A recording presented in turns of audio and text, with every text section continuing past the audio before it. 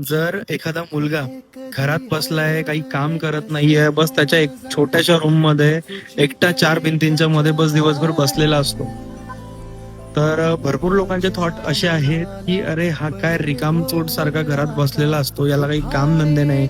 घरात बसलेला असतो त्यापेक्षा काहीतरी बाहेर निघून काहीतरी करायला पाहिजे. हा काय दिवसभर बसतो, टाइम वेस्ट करतो, ना कुठे जात, ना काही काम धंदा करत, ना काही बघत. पण तुम्हाला सांगतो, मी खोटं बोलत नाहीये, त्या परिस्थितीमधून मी गेलोय.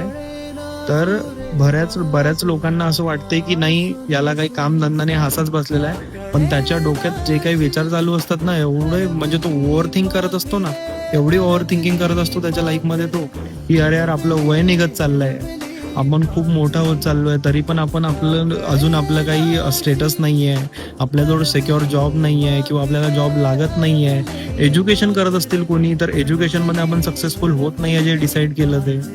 तर बरेचसे मुलं, मीही त्यामधूनच होतो, बरेचसे मुलं असे ओव्हर थिंकिंग करत असतात आणि लोक फक्त त्यांना घरात बसल्यामुळे जज करतात की याच्याकडे काही कामधंदा नाहीये, हा फालतू सारखा फक्त बसलेला असतो, याचे मम्मी पप्पा काम करतात आणि हा घरात फक्त मजा मस्ती करतो, दिवसभर बसलेला असतो आपल्या रूम मध्ये. पण असं बिलकुल नाहीये.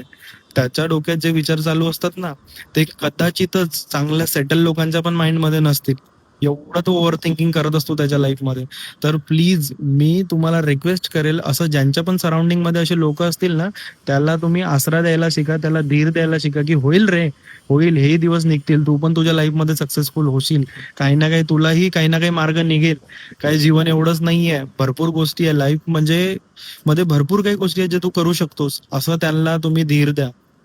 असा धीर देणार ना, तर तो बिचारा, एकतर तो पहिलेच त्याच्या सराउंडिंग मध्ये कोणी त्याला असं बोलणारं नसते की तू कर मी आहे, आणि त्यात जर आजूबाजूच्या लोकांचे त्याला असे म्हणजे टोमणे बसतील की हा काही करत नाही हे ते, तर तो अजून तुटून जाईल. जे त्याला करायचं आहे ना, ते तर होतच नाहीये, पण त्याच्या व्यतिरिक्त तुमच्या टोमण्याने तो अजून तुटून मग तो काहीतरी वेगळी स्टेप घेईल. तर असं कोणाला मजबूर कधीच नका करू.